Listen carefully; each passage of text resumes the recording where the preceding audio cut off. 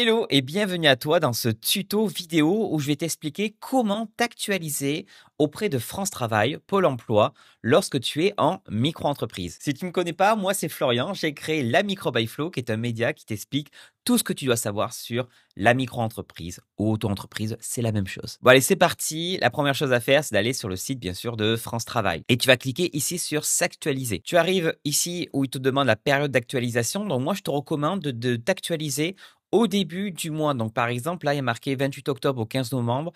Il vaut mieux que tu t'actualises à partir du 1er ou 2 novembre parce que tu vas déclarer ta situation de octobre. Et pour ta micro-entreprise, pareil, tu vas faire ta déclaration de chiffre d'affaires. D'ailleurs, il vaut mieux d'abord que tu fasses ta déclaration de chiffre d'affaires à l'URSSAF et après que tu fasses ton actualisation à France Travail. Donc, tu vas cliquer ici, déclarer ma situation. Donc là, tu arrives sur l'interface avec les informations sur ton activité et surtout, ça concerne le mois d'octobre. Donc là, tu vois la période concernée. En fonction de ta situation, peut-être que tu vas avoir ce bloc-là qui te dit, ben, tiens, nous, on est au courant que vous faites une activité depuis X temps et peut-être que tu vas rien avoir ici. En fait, ils font par rapport à ce qu'ils sont au courant ou pas. Donc, si tu vois que tu n'as absolument rien, il va falloir ici que tu cliques pour dire oui et pour indiquer coucou, j'ai quand même une auto-entreprise à côté. Donc là, hop, tu vas cliquer ici. J'ai une entreprise et là, on te demande des informations sur ton entreprise. Concernant le nom de l'entreprise, ne mets pas de nom commercial, ne t'amuse pas à mettre un nom de marque ou peu importe. Il faut que tu indiques ton nom, ton prénom et la mention EI. Donc là, par exemple, hop, Florian Charpentier, EI. Pourquoi EI? Parce qu'une micro-entreprise, c'est un statut juridique qui s'appelle l'entreprise individuelle. C'est une forme simplifiée de l'entreprise individuelle. C'est comme si j'avais marqué Florian Charpentier, SARL, SAS, etc. Et donc, ta micro-entreprise, c'est la même chose. C'est ton prénom, ton nom et la mention EI. Les heures travaillées, ici, c'est assez spécifique parce qu'il n'y a pas de convention sur le nombre d'heures. Parce qu'en micro-entreprise, tu n'as pas un nombre d'heures minimum et tu n'as pas un nombre d'heures maximum. Si tu veux travailler 200 heures dans le mois, tu peux. Si tu veux en travailler que 3 heures, tu peux. Et le problème, c'est que même dans la doc officielle de France Travail, il n'y a pas un nombre d'heures spécifique à indiquer.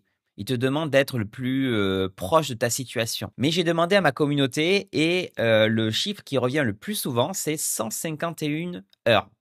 Le nombre 151. Pourquoi 151? Parce qu'en gros, 151, si on divise par 4, donc 4 semaines dans le mois, ça équivaut à 37,5 heures. Et donc, c'est comme si tu avais un temps plein avec ta micro-entreprise. Donc, en réalité, les heures travaillées, tu mets ce que tu veux en nombre d'heures. Mais si ta micro-entreprise, il n'y a que ça comme activité que tu fais, moi, je t'invite à mettre 151 heures.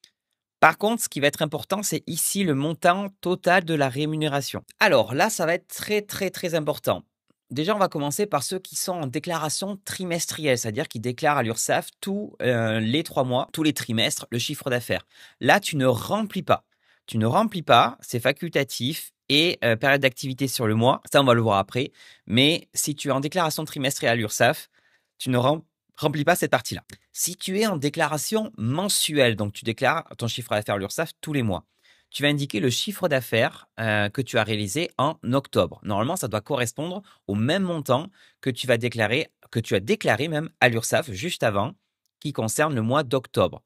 Et c'est bien sûr le chiffre d'affaires encaissé. Donc, tu regardes sur ta déclaration URSSAF que tu viens de faire et tu indiques le même montant. Alors, je te rassure, tu n'indiques pas d'abattement.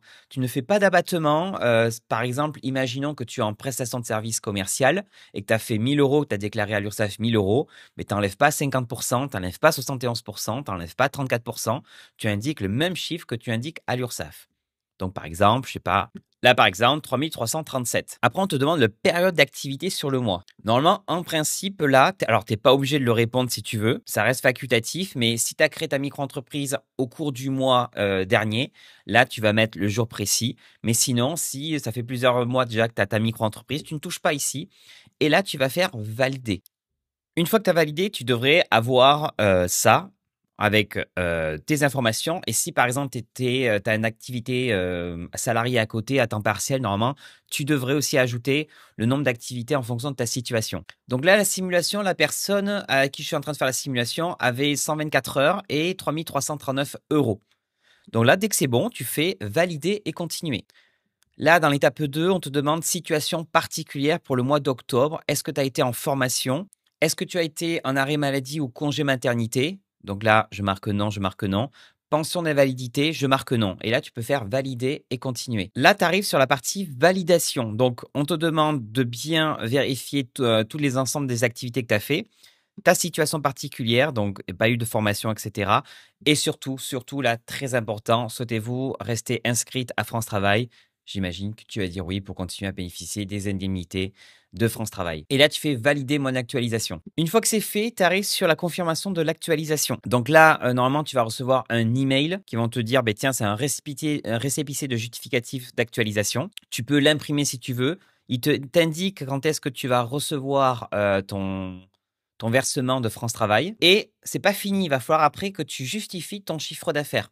Donc, il va falloir que tu leur donnes ta déclaration URSSAF. Donc là, tu le vois, prochaine étape, les événements à justifier. Tu vas cliquer sur historique d'actualisation. Donc là, tu arrives sur mon historique d'actualisation et tu vas cliquer ici, voir mes événements à justifier. Là, ils te disent, attention, pour cette activité-là, on a besoin de justifier une information. Donc, tu vas faire sur envoyer mes justificatifs. Donc là, tu arrives sur la sélection de documents. Donc, ajouter un document et là, tu vas mettre ta déclaration URSSAF. Alors, si possible, mets bien la déclaration en PDF et pas une image, pas une capture d'écran. Il faut bien que tu imprimes, tu fais télécharger le justificatif sur la déclaration URSSAF et après tu fais ajouter un document. Ici, tu vas le mettre. Donc là, ils ont la déclaration URSSAF. Hop, tu fais valider et continuer. Donc là, ils te disent de vérifier le document avant envoi. Normalement, j'ai mis un bon nom, déclaration URSSAF octobre 2025, mais le nom donné par l'URSSAF est très bien aussi. Et là, tu fais envoyer. Voilà, ça a été transmis.